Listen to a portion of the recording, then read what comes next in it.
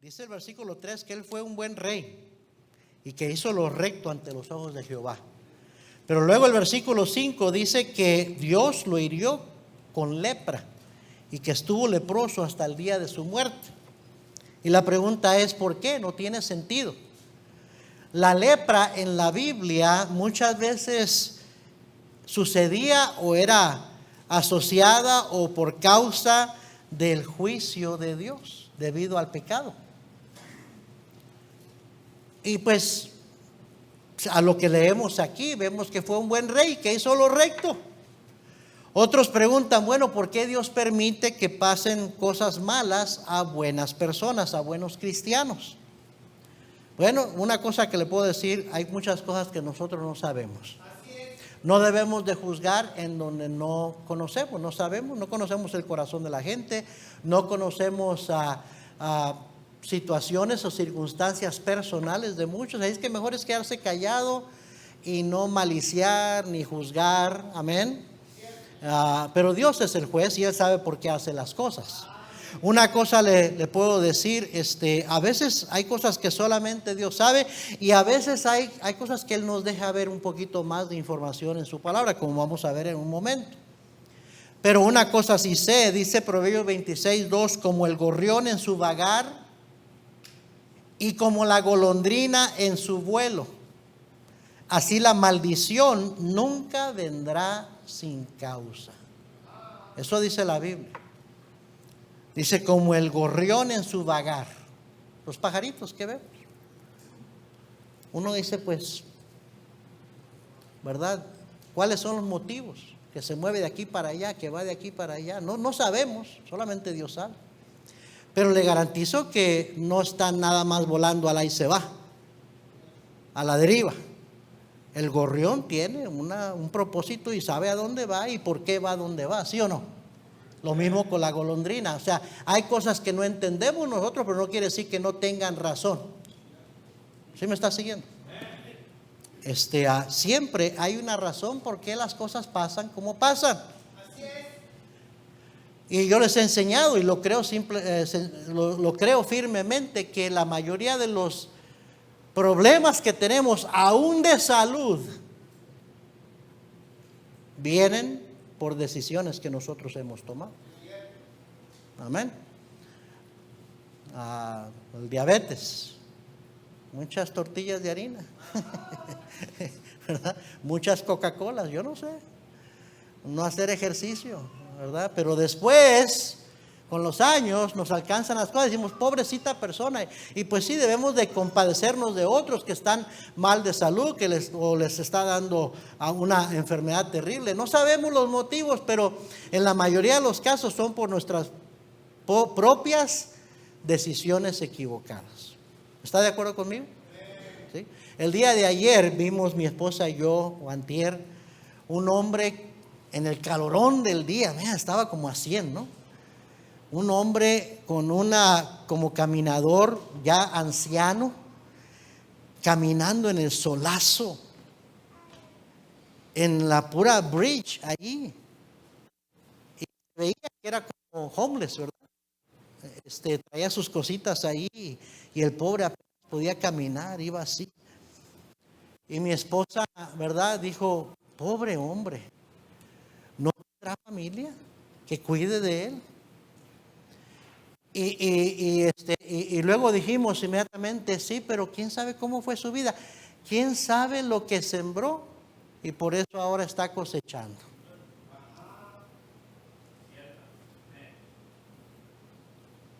¿Por qué alguien se queda solo y ni sus hijos se toman cargo de él o de ella?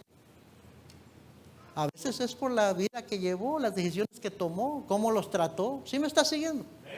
Hay un dicho que dice, todo se paga en la vida. Amén.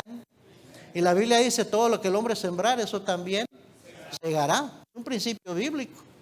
Y lo que estoy diciendo, la Biblia dice que como el gorrión en su vagar y la golondrina en su vuelo, la maldición nunca viene sin causa.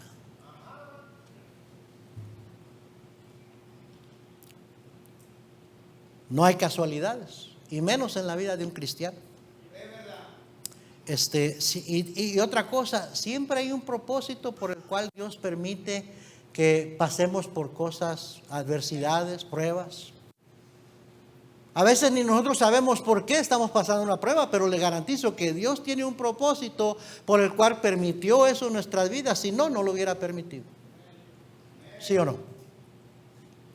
Había un programa radial hace muchos años de un tal locutor que se llamaba Paul Harvey, y su pequeño programa radial sindicado que salía todos los días se llamaba The Rest of the Story, el resto de la historia. Decía, conoces de fulano y sutano, pero no sabías cómo fue su vida de niño, de joven y todo por lo que pasó. Y terminaba de dar la historia y decía, ahora ya sabes el resto de la historia. ¿Verdad? A veces nomás juzgamos lo que vemos o sacamos una conclusión de lo que vemos en el momento. Pobrecito, o qué triste, o por qué. Pero no sabemos el resto de la historia. Alguien que siempre sabe el resto de la historia es Dios. Todo, las causas y los motivos y los porqués. ¿Sí o no? Y a veces nos deja saber en la Biblia, si uno la escudriña un poco y la estudia, se va dando cuenta. Y dice, con razón le pasó esto a este rey. Y en este caso quiero invitarle a que vaya conmigo a Segunda de Crónicas 26. Segunda de Crónicas, ya vimos Segundo de Reyes. Como dice el libro Reyes, nos da una pequeña biografía de los reyes que tuvo Israel y Judá. Pero las crónicas eran los libros que escribían, porque cada rey tenía un escriba. Y el escriba, su trabajo era escribir lo que sucedía, las cosas más pertinentes, más sobresalientes, más importantes que sucedían en el reinado de un rey, y escribía todo lo que iba pasando. Entonces en los Crónicas muchas veces vemos más información que en el libro de los Reyes, porque el rey nomás nos da una vista a vuelo de pájaro, como dicen así, del reinado de un rey, pero Crónica nos da un poquito más de información. Sí están conmigo hasta ahorita, ¿verdad? Bueno, segunda de Crónicas 26 y versículo 1. ¿Ya lo encontró? Entonces todo el pueblo de Judá tomó a Uzías, el cual tenía 16 años de edad, y lo pusieron por rey en lugar de Amasías su padre. Versículo 3. De 16 años era Uzías cuando comenzó a reinar, y 52 años reinó en Jerusalén. El nombre de su madre fue Jecolías de Jerusalén. Ahora, ponga su dedo ahí en segunda de Crónicas y regrese a segundo de Reyes 15, nuestra lectura. Y va a haber unas similaridades increíbles. Segundo de Reyes 15, versículo 1, lo que leímos hace un momento en la pantalla. En el año 27 de Jeroboam, rey de Israel, comenzó a reinar Azarías, hijo de Amasías, rey de Judá. El mismo padre, Amasías. Aquí le llama Azarías, pero en segundo de Crónicas le llama Uzías. ¿Se me entiende? Pues a lo mejor tenía dos nombres, como este que está aquí atrás. Yo lo conozco como David, siempre le llamaba David, pero todo el mundo lo conoce como Adán. Pues porque se llama ¿qué? Adán David o David Adán. Adán David. Pero para mí es David, y yo siempre hablo de él como David. Pero otros en su trabajo, otros lo conocen como Adán.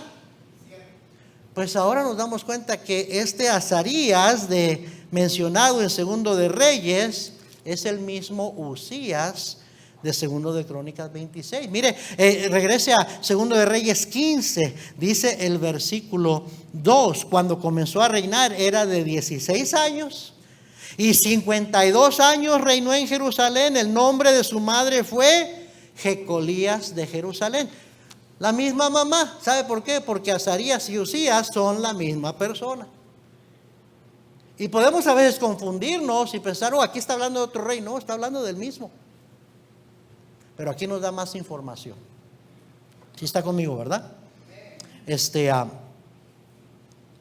Y quiero que veamos segundo de Crónicas 26, y vamos a leer del 1 al 15. Y vamos a ver primeramente las virtudes de este rey, el rey Uzías. Todo lo bueno que hizo. Porque la Biblia dice en segundo de Reyes que él hizo lo recto ante los ojos de Jehová. Hizo mucho bien.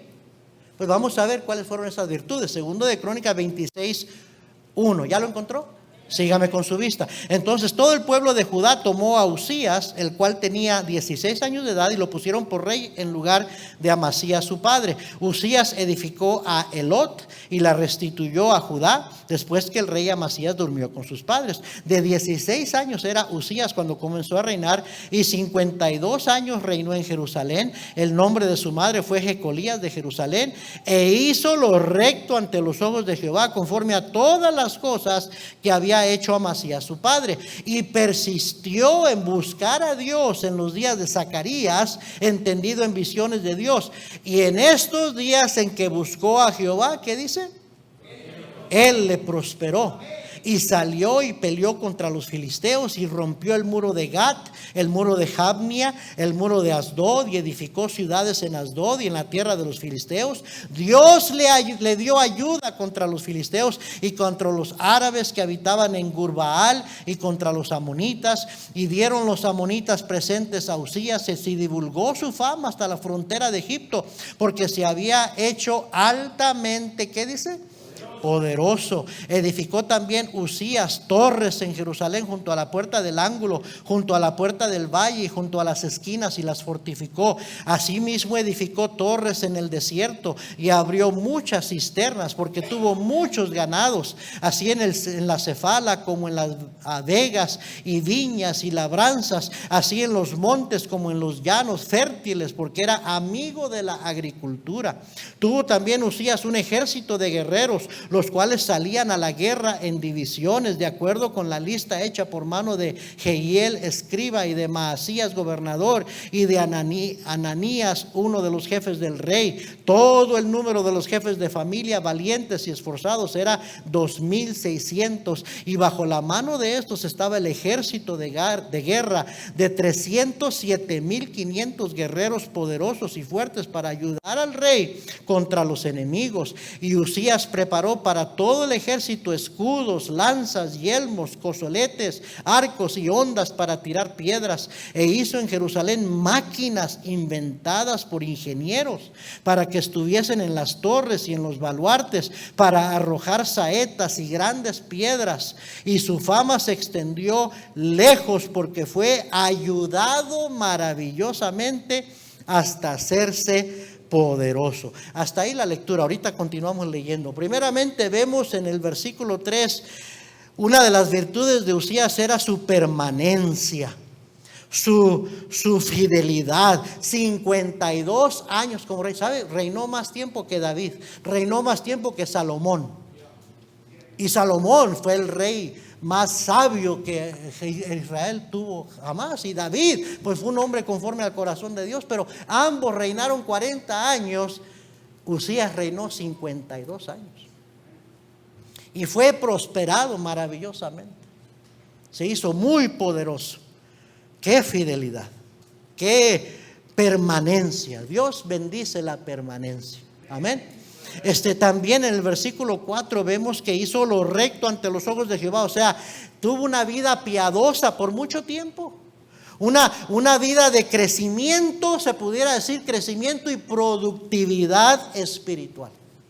Hay muchos cristianos que duran mucho tiempo, pero después de cierto tiempo ya no siguen viviendo para el Señor y dejan de ser productivos para el Señor. Pero Usías siguió produciendo, viviendo para el Señor por mucho tiempo. También en el versículo 5 vemos que tuvo prosperidad de parte de Dios. Una cosa es que te hagas próspero en tus propias fuerzas, con la prosperidad del mundo. Otra cosa es que Dios te bendiga y te prospere.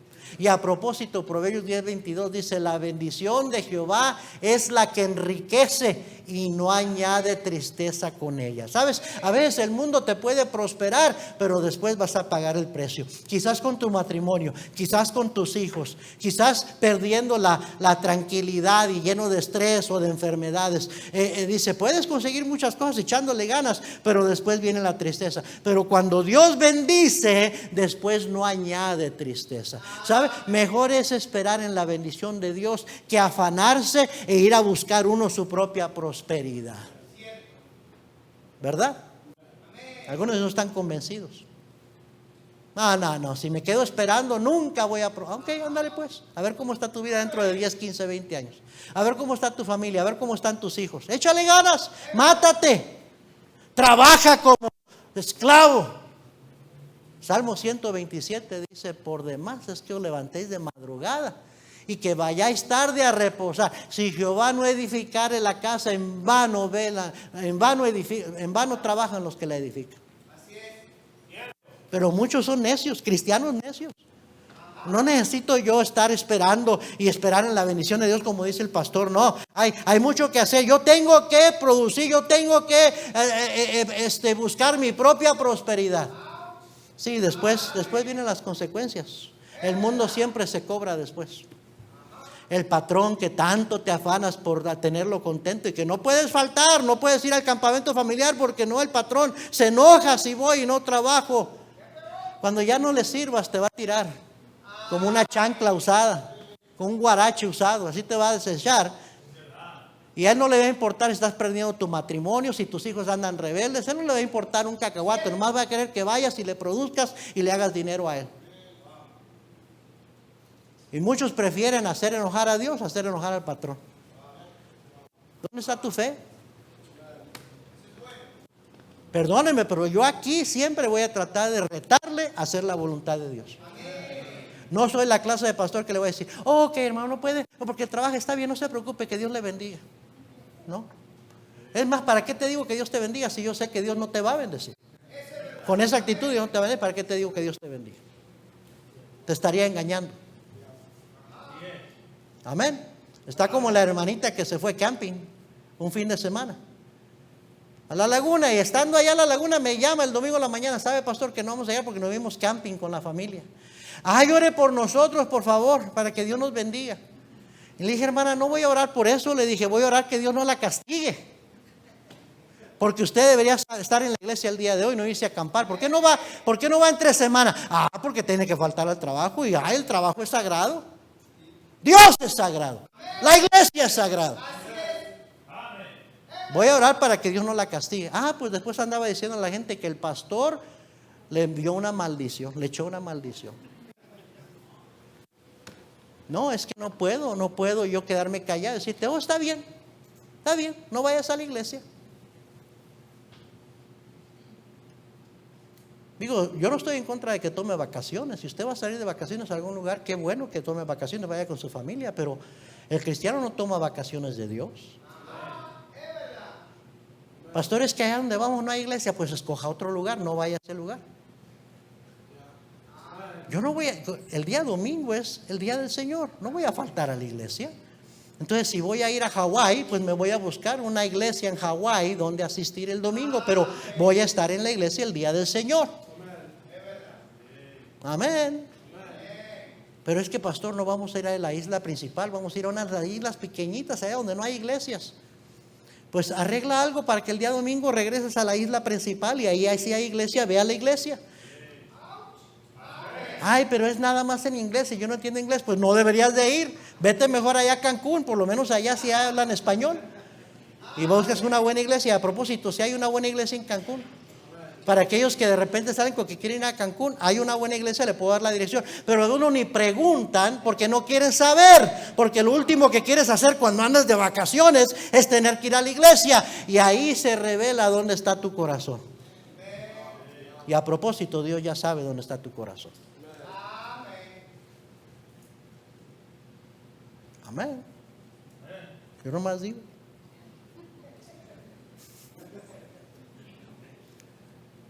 Pero vemos que persistió en buscar a Dios en los días de Zacarías, y dice, y en estos días en que buscó a Jehová, Él le prosperó. Ve, el problema nunca está con Dios. Dios bendice su palabra, Dios cumple sus promesas. Y si tú le obedeces y haces su voluntad, Él te va a bendecir porque te va a bendecir. Pero apártate de Dios, deja de vivir para Dios y ya la cosa cambia ahí. Es como Romanos 8:28 que dice, y sabemos que a los que aman a Dios, todas las cosas les ayudan a bien.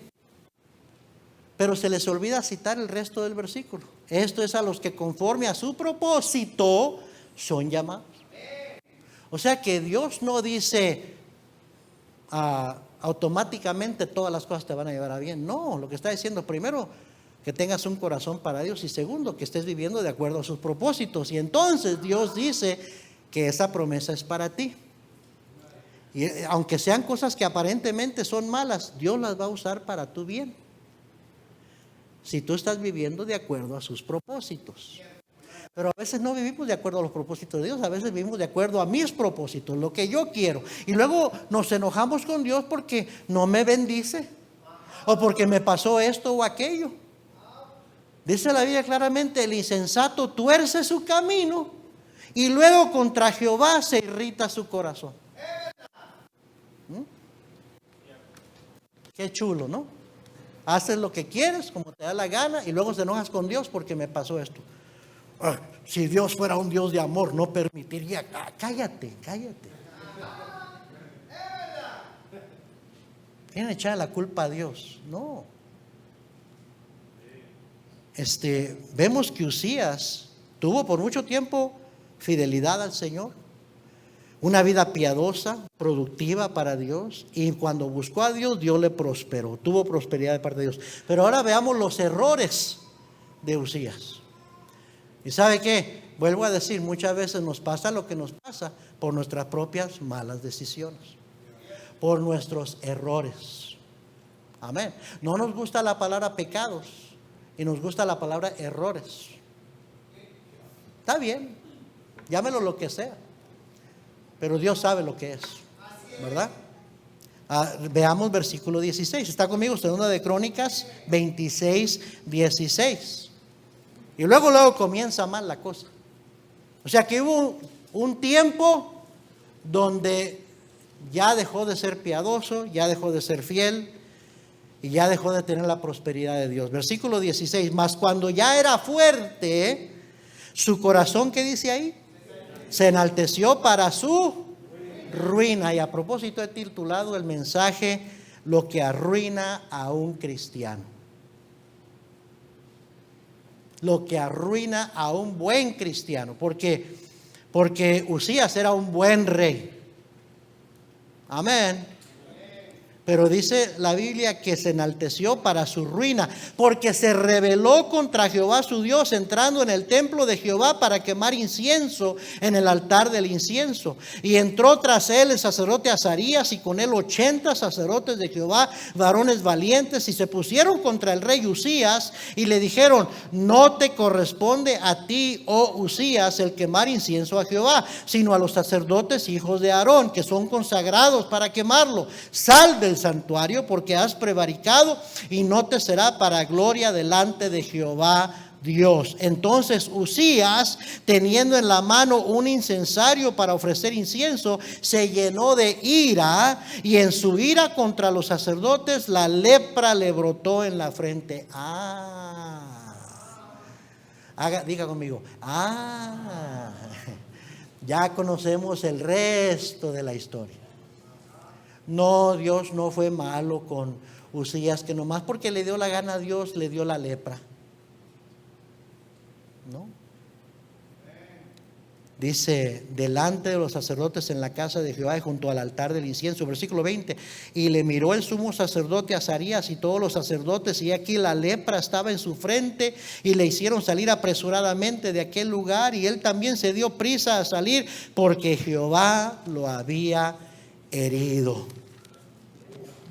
Y así el rey Uzías fue leproso hasta el día de su muerte, y habitó leproso en una casa apartada, por lo cual fue excluido de la casa de Jehová.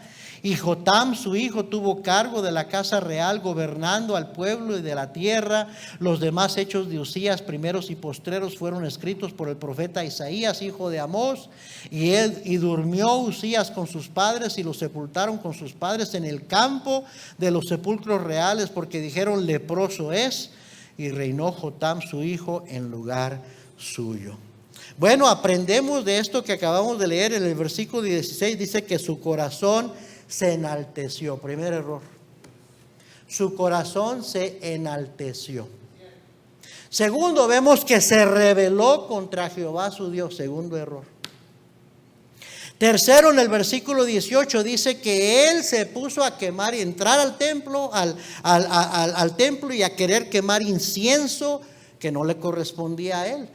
O sea que sobrepasó su autoridad. No le correspondía a él meterse al templo y hacer nada de eso. Ahí la autoridad lo tenían los sacerdotes. Pero se le había subido tanto que él pensaba que, miren, yo soy bien poroso, soy el rey Uzías. Y se atrevió a cruzar una línea que no debió haber cruzado. Y dice el versículo 18 también que intentó usurpar el derecho que le correspondía a los sacerdotes.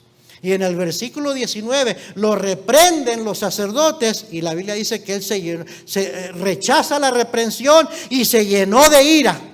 No tuvo control de su temperamento, y en vez de haberse arrepentido, en vez de haberse humillado, se llenó de ira. Y en el versículo 20 vemos que Jehová lo hirió. y así estuvo leproso hasta el día de su muerte. Quizás algunos opinarán que Dios juzgó a Uzías muy duramente. Argumentarán que otros reyes hicieron peores cosas que Uzías y Dios no trató con ellos de la misma manera. El problema, queridos hermanos, es que nosotros miramos el pecado distinto a como Dios lo mira. ¿Está de acuerdo conmigo?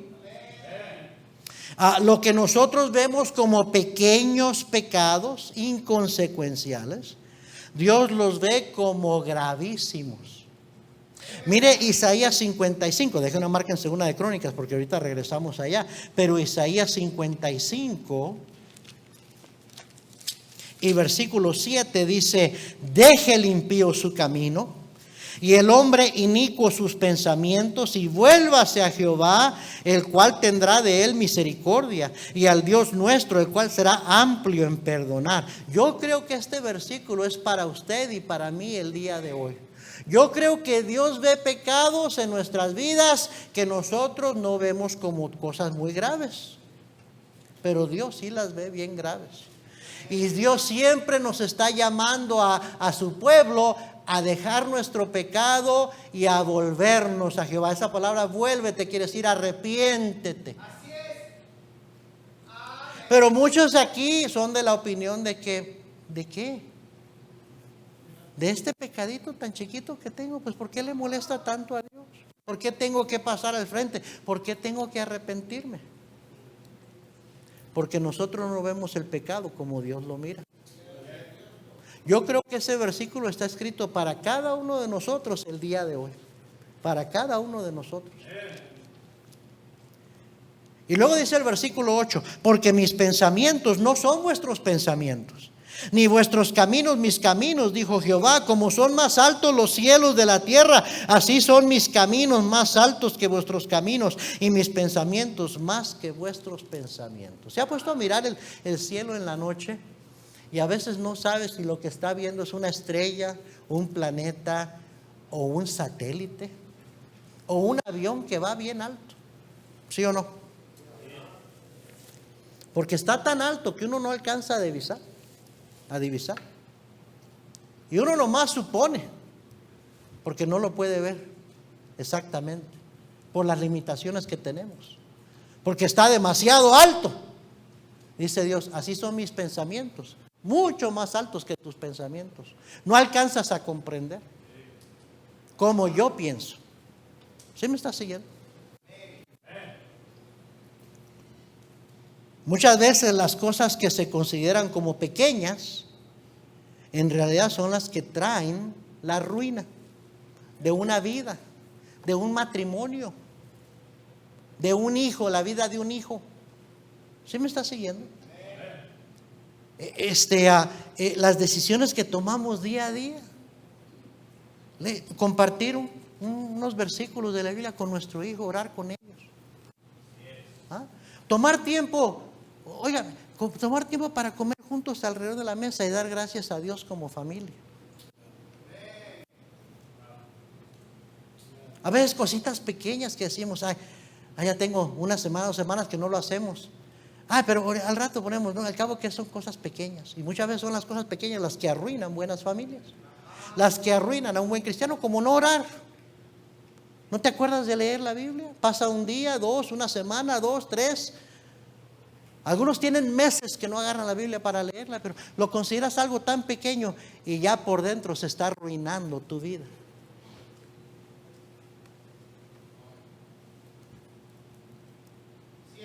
Muchas veces las cosas pequeñas son las que traen la ruina, y si no inmediatamente, eventualmente con el tiempo,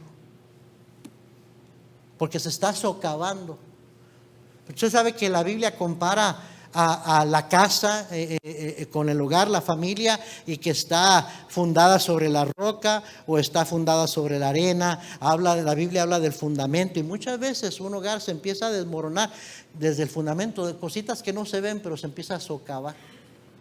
Cierto.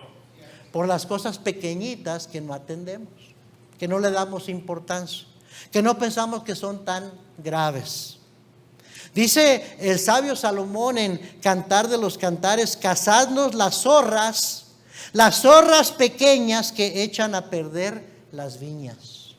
También en la Biblia las viñas son asociadas con la familia, con el hogar. Y una vez más está diciendo, las zorras pequeñas son las que echan a perder las viñas. Las decisiones pequeñas, como no ir a la iglesia un domingo, como irte de paseo, de viaje y no ir a la iglesia cuando andas allá. Como ir a esa fiesta de cumpleaños o fiesta familiar o con amistades que no son cristianos, donde ahí va a haber bebedera y va a haber música mundana y va a haber majaderías y va a haber comportamiento que no es de cristianos, pero ahí estás metido a tú y no piensas que es la gran cosa, pero son esas decisiones pequeñas que se está socavando tu autoridad, tu credibilidad, tu familia, tu hogar, tus hijos. Porque decimos, ay, que son cosas pequeñitas, qué exagerado el pastor. Pero las zorras pequeñas son las que echan a perder las viñas. Eclesiastés 10:1 dice también el sabio Salomón: las cosas muertas hacen heder y dar mal olor al perfume del perfumista. Tendríamos que entender en los tiempos que se escribió esto, que para hacer un perfume no lo hacían en una fábrica, no lo hacía una máquina, lo hacían de mano, con mucha labor, con mucho trabajo, para sacar un perfume fino, un perfume valioso, y lo hacían como en una charola, en una recipiente, y lo estaban añadiéndole y meneándole, y tenía que haber un tiempo. Y dice, una mosca cae ahí y ya te echó a perder todo el perfume del perfumista. Eso es lo que dice: las cosas muertas hacen heder y dar mal olor al perfume del perfumista. Así una pequeña locura al que es estimado como sabio y honorable. Eso es lo que le pasó a Uzías. Todo un testimonio de una vida de permanencia, de fidelidad, de prosperidad, de la bendición de Dios que estaba con él. Pero una locura, una mala decisión y todo se vino abajo. Todo se echó a perder. Todo se arruinó. Algo más que debemos considerar es que la Biblia dice que Jehová no mira lo que mira el hombre, pues el hombre mira lo que está delante de sus ojos, pero Jehová mira el corazón. Dice Primera de Samuel 16:7. O sea que aún nosotros podemos equivocarnos, pero Dios nunca se equivoca, y Dios conoce lo más secreto de nuestro corazón, lo que nadie más conoce. ¿Sí o no? Lo que arruinó, alguien dijo, lo que arruinó a Uzías fueron pecados del corazón. Cuando dicen eso, están refiriéndose a cosas, pecados que no se ven, que otros no ven, pero ahí están. Cosas que si no cuidamos pueden arruinarnos a nosotros también. Lo que le pasó a Uzías en realidad le ha pasado y le sigue pasando a tantos buenos cristianos por no cuidar lo que hay en su corazón. Dice la Biblia: sobre toda cosa guardada, guarda tu corazón, porque de él mana la vida. Out of it are the issues of life. Así dice. O sea, ¿por qué le está yendo tan mal? ¿Por qué se deshizo esta familia? ¿Por qué ese hijo anda tan mal? ¿Por qué su matrimonio se destruyó? ¿Por qué anda en vicios? ¿Por qué? Porque quizás había pecados que nadie veíamos, pero ahí estaban. Y al rato, como la lepra, va a salir y se va a ver. ¿Sí me está siguiendo? ¿Qué puede arruinar a un buen cristiano? Número uno, el orgullo. El orgullo arruina y ha arruinado a tantos buenos cristianos. La soberbia, algo que nadie ve. O sea, por mucho tiempo nadie le ve. Es más, algunos confunden una falsa humildad. O sea, confunden una actitud callada, que no quiere hablar, que que no quiere decir nada con humildad y en realidad es orgullo bien metido ahí adentro. No sé si me entiende.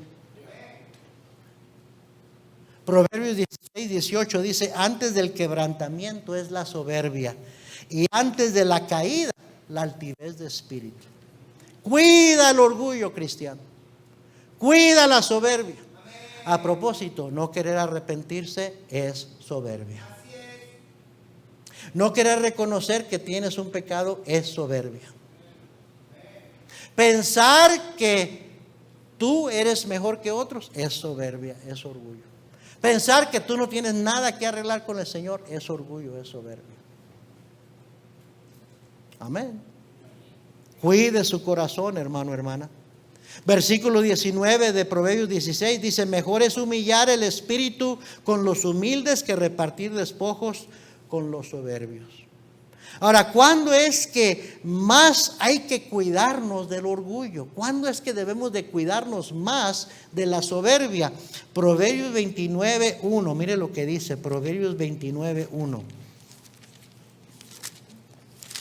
Proverbios 29, versículo 1 dice: el hombre o la mujer, el hombre que reprendido endurece la cerviz, de repente será quebrantado y no habrá para él medicina. El hombre que reprendido, mira, cuando te tienen que llamar la atención, cuando otro hermano en Cristo, o quizás tu familiar, tu esposa, tu esposo, o el pastor, o el maestro de escuela dominical, la maestra, te tiene que decir: hey, esa actitud no es correcta, hey, eso no es una buena decisión. Te está llamando la atención, te está reprendiendo. Ahí es donde más tienes que cuidar la soberbia. Porque tú vas a reaccionar de una o de otra manera.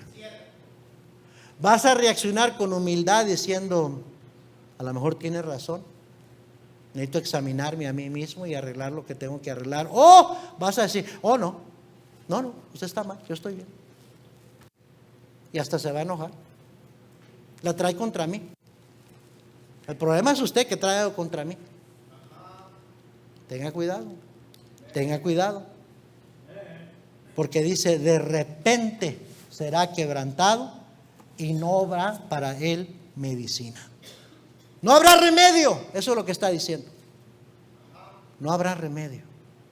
Segundo de Crónicas 26:18, ahí lo vimos. Se pusieron contra el rey Usías y le dijeron: no te corresponde a ti, oh Usías, el quemar incienso a Jehová, sino a los sacerdotes, hijos de Aarón, que son consagrados para quemarlo. Ahí está la reprensión. Le dijeron: sal del santuario porque has prevaricado y no te será para gloria delante de Jehová. Versículo 19, entonces Usías, teniendo en la mano un incensario para ofrecer incienso, se llenó de ira.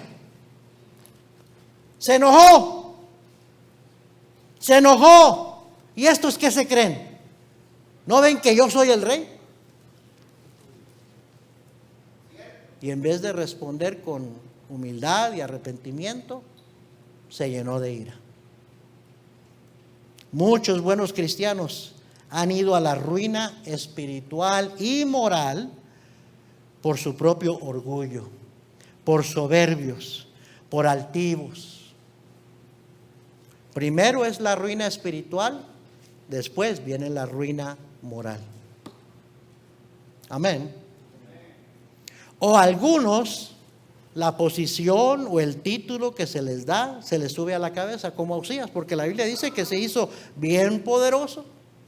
Y dice claramente: mas cuando ya era fuerte, su corazón se enalteció. De repente la posición o el título se nos sube a la cabeza y nos creemos alguien. Y Dios mira eso y dice: hay orgullo en tu corazón. Amén. Manténgase humilde, hermano. Manténgase humilde, hermana. Dios da gracia a los humildes, pero Él resiste a los soberbios. Dice 1 de Pedro 5:5: y todos sumisos unos a otros, revestidos de humildad, porque Dios resiste a los soberbios y da gracia a los humildes. Revístete de humildad. O sea, asegúrate siempre de que andas humilde, porque Dios da gracia a los humildes. Y cuando más debes de cuidarlo es cuando alguien te tiene que llamar la atención. Amén.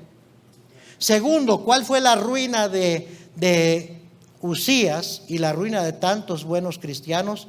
La rebeldía. Lo dice claramente ahí en el versículo 16. Su corazón se enalteció para su ruina. ¿Por qué? Porque se rebeló contra Jehová su Dios. Ahora, pareciera que su bronca fue con los sacerdotes, pero no. Fue con Dios en realidad. Así, a propósito, así alegan muchos cristianos que se llenan de soberbia. No, mi problema es con el pastor. Mi problema es con esa iglesia. No es cierto, porque ya nunca se ponen bien en ninguna otra iglesia. Y van a otra iglesia, allá también ven problemas, allá también contienden, allá también andan de rebeldes. ¿Sabes por qué? Porque el problema no es la iglesia, es el pastor. El problema es con la autoridad. Ahora, según leemos, Usías quiso ofrecer incienso a Jehová. El problema muchas veces es que el problema aquí era que no le correspondía a él. Dios ya había establecido que tal responsabilidad y privilegio era de los sacerdotes únicamente. Rebeldía, querido hermano, es el rechazo de la autoridad. Eso es lo que es. No querer someterse a lo establecido por la autoridad.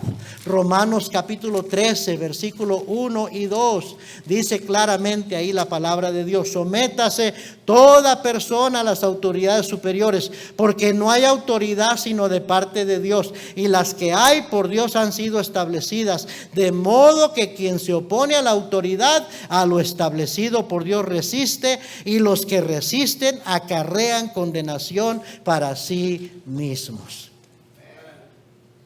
Hijo, sujétate a tus padres, honra a tus padres, porque esa autoridad la puso Dios. Y Dios es el que dice: hijos, obedeced a vuestros padres en todo. Nunca dice si tu papá tiene la razón o no. Dios dice: tú sujétate a la autoridad de tu padre. Si tu padre, si tu madre son mal padre, son mal madre, si están mal, Dios va a tratar con ellos. Pero tú, hijo, hija, tú honra a tu padre y a tu madre para que te vaya bien y seas de larga vida sobre la tierra, dice Dios. No seas tonto. Honra a tu padre y a tu madre. No estás de acuerdo, no le hace, a ti no te toca juzgar a tu padre y a tu madre. Honra a tu padre y a tu madre. Y Dios te va a bendecir. Va en contra de lo que tu papá y tu mamá dicen, tú vas a acarrear juicio de parte de Dios, porque estás resistiendo a Dios, porque Dios puso esa autoridad sobre ti. Y a propósito, joven, señorita, ¿hasta cuándo? ¿Hasta cuándo, pastor, tengo que sujetarme a mis padres? Mientras vives bajo su techo, estás bajo su autoridad. Hasta el día que te casas y ya sales para formar tu propio hogar. Yo nunca he estado de acuerdo, nunca voy a estar de acuerdo que hijos, nomás porque ya tienen tanta edad, ya me salgo y me voy a vivir aparte.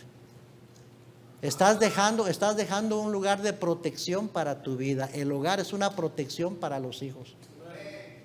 Tú te portas como te portas y haces lo que haces, en gran parte porque sabes que tu papá y tu mamá están vigilando. Pero salte de la mirada de tu padre y tu madre y de repente tienes la independencia y vas a atreverte a hacer cosas que con tu papá y tu mamá presente no harías. Como llevar a una novia y meterla allí, o al novio meterlo ahí y acostarte con él, con ella. Algo, sea como sea, te refrena estar bajo el techo de tus padres. Te vas a convertir en un fornicario o hacer otras cosas peores nomás, porque como ya no está papá y mamá, ya estoy independiente, ya pago mi propia renta, ya tengo mi propia casa, y va a ser para tu propia ruina, por rebelarte en contra de la autoridad de tus padres. Haz las cosas bien. Si quieres que te vaya bien, si no, allá tú estás sembrando y vas a cosechar. Amén. Hay cosechas que se dan pronto. Pronto vienen las consecuencias de nuestras malas decisiones, y hay cosechas que se tardan tiempo, pero tarde que temprano salen. Un día tú vas a tener un hijo, una hija, y te va a hacer lo mismo o peor que lo que tú le hiciste a tus padres. Ahí se pagan. Amén. Por eso que algunos de ustedes padres no tienen sesos. Cuando andan diciendo, ay, pues yo de joven, yo nos casamos a los 13, 14 años de rebeldes, ahí nos salimos de la casa, me robó, me la robé. Bueno, ok, lo hiciste por ignorancia, deja de andarlo publicando como muy orgulloso de tu hazaña. Estás dando un mal ejemplo para tus hijos. Debería darte vergüenza que hiciste las cosas de esa manera, porque hay una manera correcta como hacer las cosas. Amén.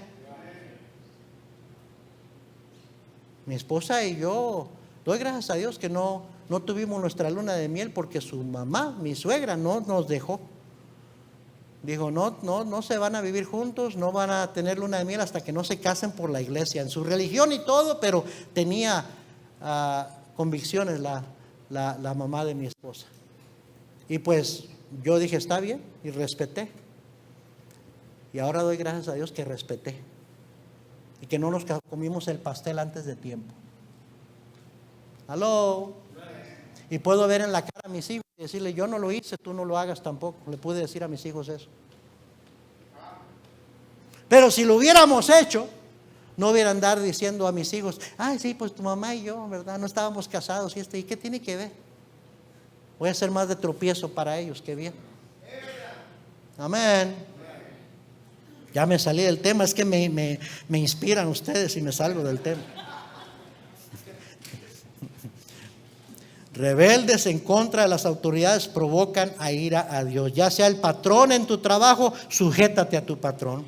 Ya sea el maestro en la escuela, sujétate al maestro, a la maestra. Ya sean autoridades civiles, judiciales, sujétate, obedece lo mejor que puedes. Ya sean tus padres, ya sea su esposo, hermana. Amén, dijo una hermana por ahí. Ya sea el pastor en la iglesia. Amén. Porque toda autoridad está ahí porque Dios la puso ahí. Cuando resistimos la autoridad, estamos resistiendo ¿a quién? A Dios. Y de Él vamos a acarrear maldición. Nunca te vas a equivocar siendo obediente y sujetándote a la autoridad en cualquier ambiente donde estás. Amén. Tienes un patrón, terrible patrón, chueco, mal hablado, injusto, grosero, abusador. Búscate otro trabajo, pero mientras está ahí, obedécele y haz lo que tienes que hacer. No le lleves la contraria. No vayas a socavar su autoridad, porque entonces Dios va a tratar contigo. El cristiano debería ser el mejor empleado, no importa dónde está trabajando. Amén. Si ponchas tarjeta, trabaja las horas que ponchaste ahí. Yo sé que muchos dicen, ¿qué es eso, pastor? Ya eso no se usa, ¿verdad? ¿Ah? No te agarres el extra break de 15, 20 minutos porque no está viendo el patrón y te quedas ahí un lonche extra largo. Estás robándole al patrón. Ay, pastor, es que para eso tiene que tener una conciencia. Exactamente. Porque eres cristiano, porque Dios me mira donde quiera que estoy. Entonces voy a ser honrado con mi manera de vivir, mi manera de trabajar. Porque quiero la bendición de Dios. Amén. Me quedan 8 minutos. Número 3. Otro error de Uzías fue la ira, el enojo. Se llenó de ira. La Biblia dice en Santiago 1:19, no lo tiene que buscar, se lo voy a leer yo. Dice, por eso, mis amados hermanos, todo hombre sea pronto para oír, tardo para hablar, tardo para airarse. Escuche, hermano. Considere, medite, examínese, no le dé rienda suelta a su temperamento, a su coraje, refrene su lengua. Buenas relaciones entre hermanos se han echado a perder, buenos matrimonios se han echado a perder por este asunto del temperamento. Hijos se han arruinado, han sido destruidos por un arranque de ira. Amén, hermanos. Bueno, vamos a al último punto. Vemos las virtudes de Uzías, los errores de Uzías y por último el final de Uzías. Segunda de Crónicas 26-21, ya lo leímos, pero dice así: el rey Uzías fue leproso hasta el día de su muerte. La lepra en la Biblia es un tipo del pecado, hay similaridades. Comienza como una infección sistémica de la sangre. Así comienza. No se puede ver al principio. Así el pecado también. Eventualmente brota en la piel. Empiezan a salir granos. Empiezan a infectarse, a hacer llagas y supurar. Eventualmente brota en la piel. O sea que el pecado, oiga bien, porque es similar al pecado, contamina y al rato se van a empezar a ver los síntomas. Al principio no se puede ver porque es interior, como el orgullo, pero al rato se va a empezar a ver. Dice 1 Timoteo 5, 24 y 25, los pecados de algunos hombres se hacen patentes antes que ellos vengan al juicio, mas a otros se les descubren después. Asimismo se hacen manifiestas las buenas obras, y las que son de otra manera no pueden permanecer ocultas. No nada más eso hace la lepra y el pecado contamina, sino que corrompe. El pecado, si tú lo dejas ahí sin confesarlo, te va a corromper completamente. Corrompe, así como la lepra corrompe completamente. Tito 1:15 dice: todas las cosas son puras para los puros, mas para los corrompidos e incrédulos nada les es puro, pues hasta su mente y su conciencia están corrompidas. Llega a un punto de que ni los pensamientos son limpios ya.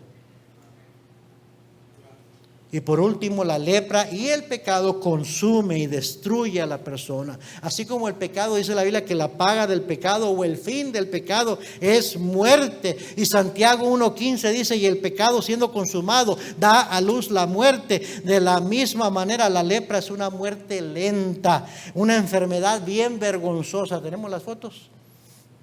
Así comienza. Mire la siguiente.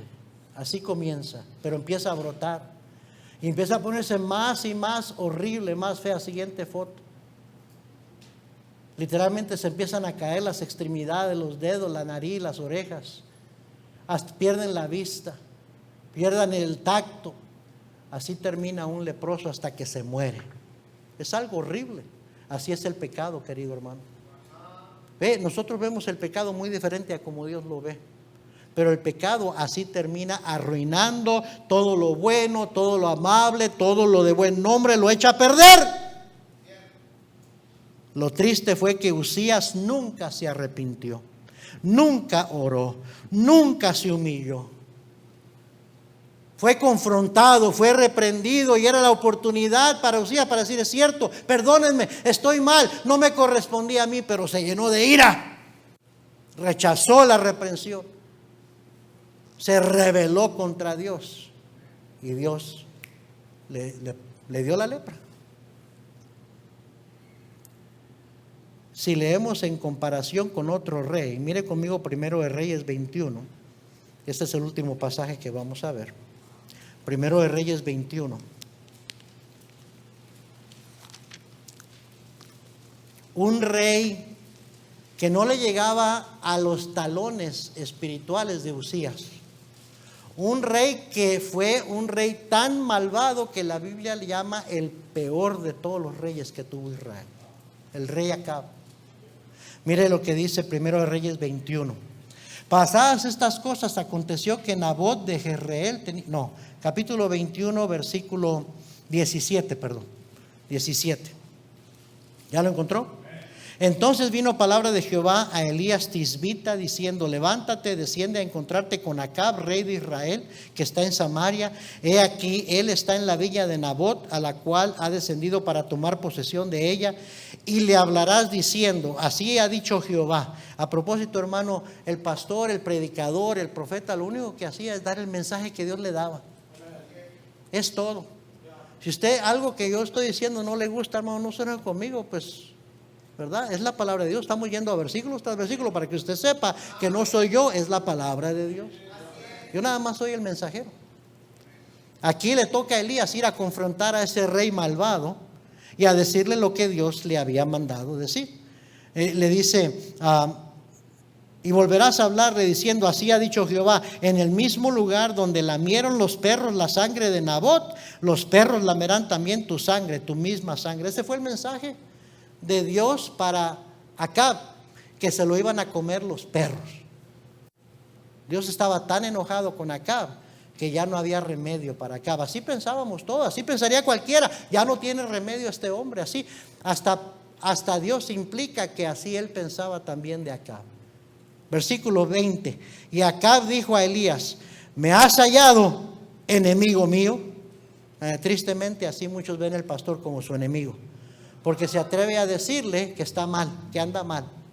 Entonces el pastor es mi enemigo, ¿verdad? Acab ve a Elías venir y dice: ¿me has hallado, enemigo mío? Él respondió: te he encontrado porque te has vendido a hacer lo malo delante de Jehová. He aquí yo traigo mal sobre ti y barreré tu posteridad y destruiré hasta el último varón de la casa de Acab, tanto el siervo como el libre en Israel, y pondré tu casa como la casa de Jeroboam, hijo de Nabat, y como la casa de Baasa, hijo de Ahías, por la rebelión con que me provocaste a ira y con que has hecho pecar a Israel. De Jezabel también he hablado Jehová diciendo: los perros comerán a Jezabel. Era la esposa de Acab. En el muro de Jezreel: el que de Acab fuere muerto en la ciudad, los perros lo comerán, y el que fuere muerto en el campo, lo comerán las aves del cielo. Y mire lo que dice el versículo 25: a la verdad ninguno fue como Acab, que se vendió para hacer lo malo ante los ojos de Jehová, porque Jezabel su mujer lo incitaba. Él fue en gran manera abominable, caminando en pos de los ídolos, conforme a todo lo que hicieron los amorreos, a los cuales lanzó Jehová de delante de los hijos de Israel. Y sucedió que cuando Acab oyó estas palabras, mire, muy diferente a Usías. Usías se llenó de ira, se enojó. Pero Acab, dice, rasgó sus vestidos y puso cilicio sobre su carne. ¿Qué más dice ahí que hizo? Ayunó y durmió en cilicio y anduvo ¿cómo? Humillado. Hay un dicho que dice: caras vemos, corazones no sabemos. Y a veces el que menos tú piensas que se va a arrepentir y se va a humillar, se arrepiente y se humilla. Y muchas veces el que piensas que anda bien es el más orgulloso, ¿verdad? Entonces vino palabra de Jehová, versículo 28, vino palabra de Jehová a Elías Tisbita diciendo: ¿no has visto cómo Acab se ha humillado delante de mí? Pues por cuanto se ha humillado delante de mí, ¿qué dice ahí?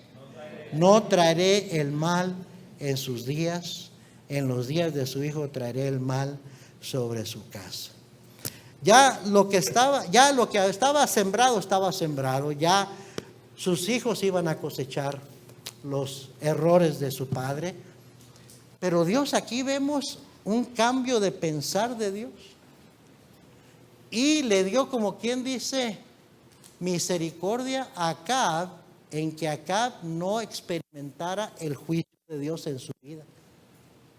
Lo dejó morir normal y tranquilo. ¿Sabe por qué? ¿Por qué cree? Porque se humilló. Porque se arrepintió y se humilló. Usías, él estaba queriendo hacer algo bueno, supuestamente, ofrecer incienso a Jehová. Un error de su parte. Se le subió a la cabeza. Quiso usurpar la posición de los sacerdotes, pero los sacerdotes lo confrontan, le dicen: no está bien lo que estás haciendo, te va a ir mal. Pudo haber dicho: ay, es cierto, perdóname.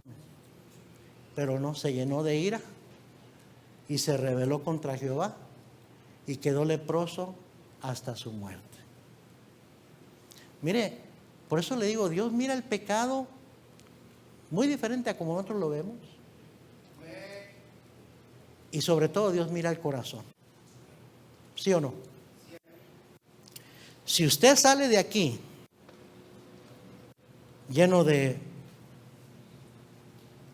orgullo, altivez, yo estoy bien así, no tengo que arreglar nada, nadie vamos a saber, pero Dios sí va a saber. O usted dice: yo sé que esto anda mal en mi vida, otros no saben, pero Dios lo sabe. Voy a arrepentirme, voy a arreglar eso. Eso va para ti también, joven. Señorita, muchos de ustedes jóvenes andan con pecados ahí escondidos, que tu papá y tu mamá no se dan idea, pero tú piensas que estás engañando El que te estás engañando eres tú, porque Dios conoce todas las cosas. Y deberías de arrepentirte, pedirle perdón a Dios el día de hoy. Si no, Dios va a tratar bien duro contigo. Lo que para nosotros son cosas pequeñas, para Dios no es pequeño, porque Dios mira el corazón. Amén. Pues yo no soy un ladrón, no he matado a nadie. No, pero ¿cómo anda tu corazón? Amén. Dios va a tener misericordia antes de un asesino que de un orgulloso. ¿Sabía usted eso? Sí, porque lo vemos en la Biblia. Lo vemos en la misma vida de Acab. Acab acababa de mandar matar a Nabot, él y su esposa, y Dios lo perdonó a él. Y a Usías, que no mató a nadie, que no se había vendido para hacer mal, antes había vivido para Dios, pero por enorgullecerse terminó leproso. Necesitamos empezar a ver el pecado como Dios lo ve. Amén. Y necesitamos ser sinceros con Dios y confesar lo que necesitamos confesar al Señor, por nuestro propio bien, porque a Dios no lo engañamos, porque de Dios nadie se burla, porque todo lo que el hombre sembrare, eso también segará. Vamos a orar todos ojos cerrados. Señor, bendice tu palabra.